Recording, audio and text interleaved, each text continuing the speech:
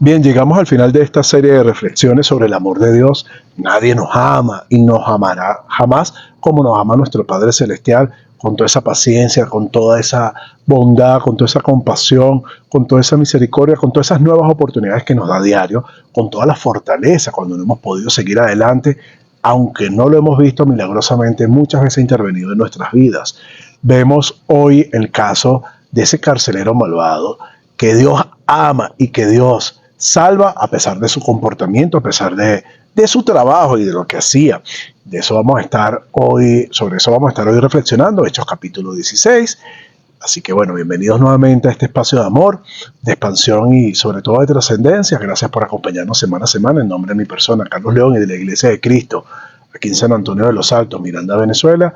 Siempre estamos muy felices de que sigas con nosotros en este espacio y recuerda que si quieres estar presencialmente con nosotros, todos los domingos a las 10 de la mañana, pero no solamente en San Antonio, en muchos lugares de Venezuela y del mundo estamos también los domingos presencialmente para recibirte con muchísimo amor y muchísimo cariño de parte de nuestro Padre Celestial.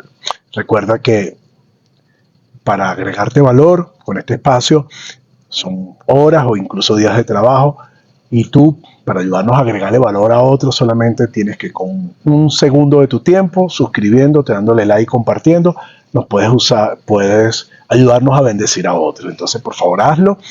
Y bueno, cerramos con esta serie de reflexiones donde nos hemos paseado desde ese ciudadano de segunda que rechazaba el pueblo judío, los israelitas, supuestos ciudadanos de segunda como el samaritano o como el etíope, ciudadanos de segunda para ellos, y sin embargo Dios, por medio de milagros y por medio de ese acercamiento que tuvo con cada uno de ellos, con los samaritanos y el etíope, nos mostró que para él no hay ciudadanos de segunda, que su amor es para toda la humanidad, igual que con Saulo de Tarso, el religioso que se creía perfecto. También el amor de Dios es para él, pero también para los gentiles que de pronto no tenían algunas prácticas como la de los judíos que se acercaban a Dios. Pero bueno, vemos que Dios abrió la puerta también para los gentiles a través de este carcelero, este ciudadano romano que analizamos la semana pasada, este gentil pagano, entre comillas, porque bueno, el amor de Dios también se derramó sobre él. Y hoy vamos a ver este carcelero malvado. El apóstol Pablo estaba predicando la palabra de Dios, estaba hablando del amor de Dios, principalmente allí en Filipo, en Grecia, lo que es actualmente Grecia, muy cerquito de la frontera actualmente con Bulgaria. Ahí estaba la ciudad de Filipo. Y bueno, estaba ahí hablando de la palabra de Dios.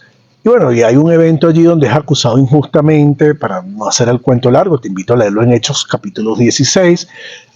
Y es hecho preso, pero antes de llevarlo preso, totalmente injusto, lo golpean con vara a él y a Silas. Imagínate, ¿no? Cómo le habrán dejado la espalda inflamada, rota, ensangrentada, adolorida. Y aparte de eso, es mandado a ser colocado preso al fondo de la cárcel, en una prisión al fondo, y colocado en el cepo de tortura. O sea, no les bastó con golpearlo de manera injusta como lo golpearon en la plaza pública, sino que también de paso fue encarcelado en una prisión al fondo de la cárcel y colocado en el cepo. O sea, con todo el dolor que tenía a nivel físico, seguramente a nivel emocional, y después también él es ordenado que lo mandan a colocar en el cepo de tortura, que limita todo movimiento y hace aún más tormentoso el hecho de estar en una cárcel.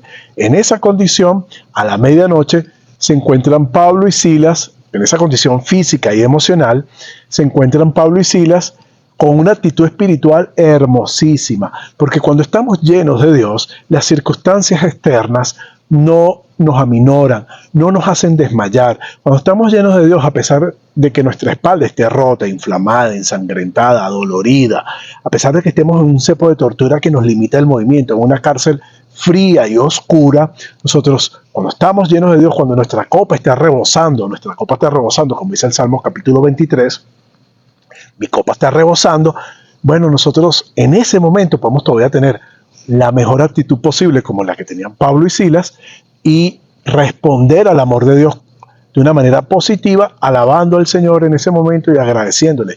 Y algunos dirán, pero ¿cómo se le puede agradecer en ese momento a Dios, créeme que todavía se le puede agradecer. Y si tienes la actitud correcta en tus peores momentos, la actitud correcta espiritualmente hablando, que va a darte entonces resultados positivos en todas las demás áreas de tu vida, a nivel familiar, a nivel económico, a nivel social. Si tienes la actitud correcta, bendiciones y milagros van a ocurrir en tu vida. ¿Qué estaban haciendo Pablo y Silas? A pesar de esa noche tan dolorosa que podían tener a nivel físico y emocional, estaban cantando himnos a Dios a la medianoche y los presos los oían. Su alegría, alabanza, su alegría era notoria. Su actitud correcta era notoria, su gratitud. Entonces, muchas personas viven vidas quejándose, o muchos de nosotros, yo me he quejado también, por supuesto, y me he quejado ¿por qué? Porque no he estado conectado verdaderamente con la abundancia que es vivir en Dios, con la abundancia de su amor. Mi copa no está rebosando porque no estoy conectado verdaderamente con el autor de la vida y por eso me quejo. Porque cuando estoy lleno de Dios, mira, puede ser que hay cosas que anhelo en mi vida y que todavía no están, pero en vez de conectarme con lo que no tengo en mi vida, me conecto con lo que sí tengo. Entonces, por supuesto, en vez de llegar a mi hogar y estar desde las quejas, que son de las cosas que más lastiman nuestros hogares, las quejas. Entonces puedo conectarme con la gratitud. Hay cosas que faltan, hay cosas que tenemos que todavía mejorar como matrimonio, mi esposa y yo, después de 20 años, por supuesto, con mis hijos, en la educación. Pero en vez de conectarme con lo que falta, me conecto con lo que tengo. La bendición de tener la familia que tengo, la salud, la vida, el amor, la presencia de Dios, el techo, la comida, el carro, todo lo que puedo tener. No solamente en lo material, hablo en lo emocional, hablo en lo espiritual, tener la iglesia, cuando me conecto con eso, por supuesto, mi actitud va a ser distinta. Y en vez de estar desde la queja y desde la insatisfacción, voy a estar desde la satisfacción, desde la plenitud y la gratitud. Y por supuesto, entonces, el ambiente va a mejorar en el hogar y no solamente en el hogar. Cuando tú tienes ese comportamiento en cada una de las otras áreas de tu vida, en tu trabajo, así de pronto podrás tener un mejor trabajo, sí, podrás tener mejores ingresos, sí, pero en vez de quejarte, agradece lo que tiene. Y si no quieres estar allí, en vez de quejarte, cambia, busca otro lugar, pero no te conectes con la queja, conéctate con la gratitud. Hay gente que se les hace muy fácil. Hay sol porque hay sol, hay frío porque hay frío, está lloviendo porque está lloviendo. Es como que es muy natural estar desde mostrando esa insatisfacción. Porque bueno, torpemente nosotros los seres humanos queremos llenar las necesidades eternas que tenemos de Dios de forma temporal o con lo temporal. Es una torpeza de nosotros y por eso seguimos siendo personas que vivimos desde la queja, insatisfechas porque no lo llenamos con Dios. Pablo estaba lleno de Dios, Silas estaba lleno de Dios, estaba en una situación tremendamente difícil y sin embargo estaban con la actitud correcta, con gratitud, con alabanza, con alegría, y eso hizo que esa noche viniera un milagro maravilloso y es que temblara y las puertas de la cárcel se abrieran. Maravilloso, cuando tú tienes la actitud correcta, por más que te encuentres en una cárcel oscura, en una situación totalmente adversa, tu matrimonio está en una situación totalmente adversa, tu economía, créeme que si tú en ese momento, como Job, Jehová quitó, bendito sea el nombre de Jehová, aún en su peor momento, Job alabó al Señor, créeme que milagros van a ocurrir en tu vida y las puertas de la cárcel, por muy fuertes que sean, por muy sólidas que sean esas puertas o por muy seguras que sean, Dios las va a abrir. Y recuerda que Dios abre puertas que nadie puede cerrar. ¿Qué puertas quiere que Dios abra en tu vida hoy? Bueno, su amor está allí listo para ti, para abrir las puertas más difíciles en tu vida. El carcelero se asustó y se iba a matar. Pablo le dice, no te mates que estamos todos aquí. Y él le pregunta, ¿qué debo hacer para ser salvo? Pensando en su vida física.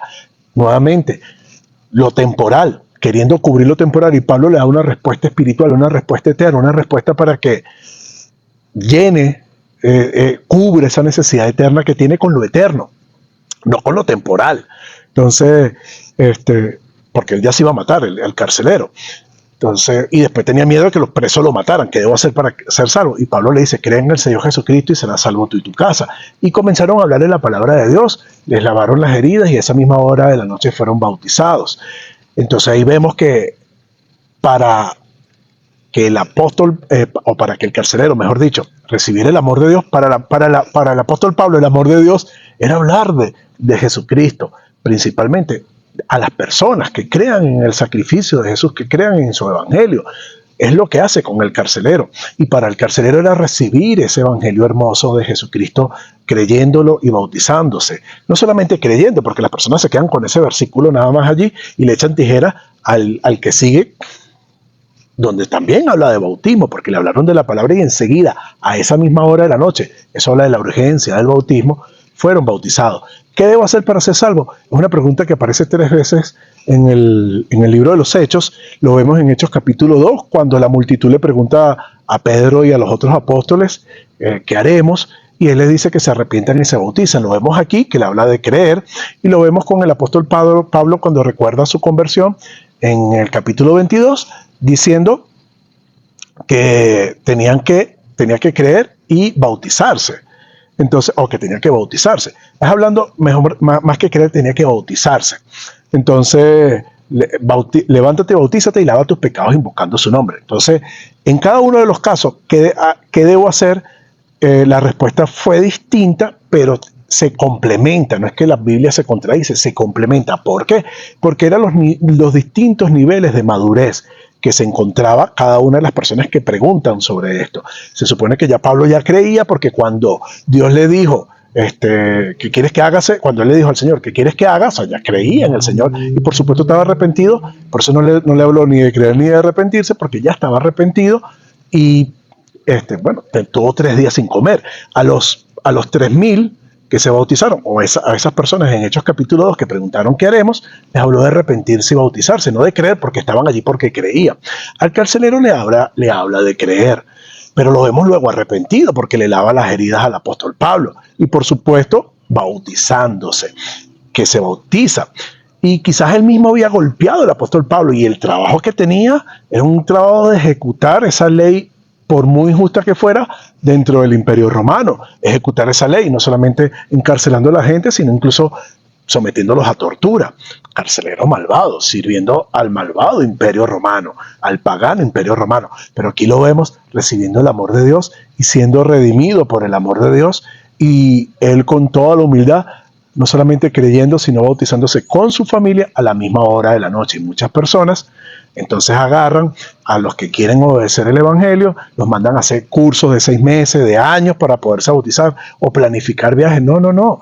Si la persona cree en el evangelio, debe bautizarse de una vez para el perdón de sus pecados. No hay que poner obstáculos e inventar leyes humanas para ello. Todos los casos del libro de los Hechos, absolutamente todos los casos del libro de los Hechos, las personas que creyeron obedecieron inmediatamente, o sea, se bautizaron inmediatamente, como el caso del carcelero de Filipo. Me encanta porque, comieron, se quedaron allí, luego fueron a visitar a los hermanos, salieron de la cárcel, porque era injusto lo que el estar preso para Pedro, para Pablo y para Sila, y lo que hicieron enseguida fue consolar el corazón de los hermanos que estaban afligidos. Ellos estaban presos y más afligidos estaban los hermanos de Filipo al ver a Pablo y a Silas presos.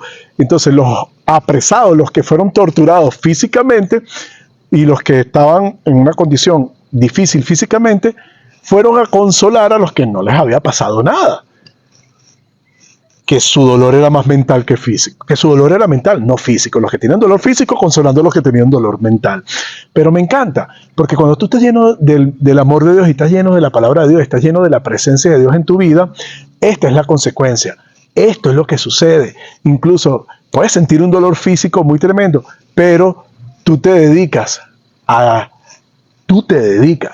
no solamente a disfrutar la vida que tienes en Dios, no pensando en lo que no tienes, sino te dedicas con gratitud, con alegría, con alabanza, con acción de gracia, a disfrutar la vida que tienes en Dios, y al mismo tiempo, hermoso, aquellos que sufren mentalmente, tienes la compasión y la misericordia para ayudarles también. Ahí vemos el amor de Dios del apóstol por medio del apóstol Pablo con el carcelero, con su familia, que obedecen el evangelio esa noche, a pesar de que quizás el mismo carcelero lo golpeó en la plaza con vara, pero también con la iglesia de Filipos, que estaba comenzando, y Pablo le tiene la paciencia para decirle: tranquilo, todo va a salir bien. Pablo y Sila los animan y luego continúan su viaje.